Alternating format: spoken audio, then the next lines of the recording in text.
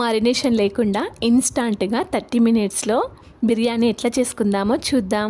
First బౌల్లో 1 spoon నెయ్యి, 3 స్పూన్ల ఆయిల్, చికెను, పసుపు, ఉప్పు, అల్లం వెల్లుల్లి పేస్ట్ వేసి మంచిగా ఫ్రై చేసుకోవాలి.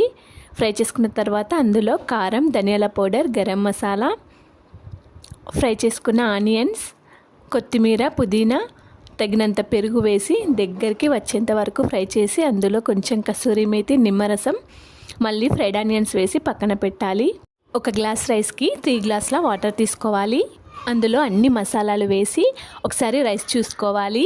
పలుకు విరిగితే చికెన్లో వేసి అందులో కొత్తిమీర, పుదీనా, ఫ్రైడ్ ఆనియన్స్, నిమ్మరసం, పెరుగులో కొంచెం పసుపు వేసుకోవాలి. ఎందుకంటే మంచి కలర్ రావడానికి. మూత పెట్టుకొని 5 మినిట్స్ సిమ్లో ఉంచితే సరిపోతుంది.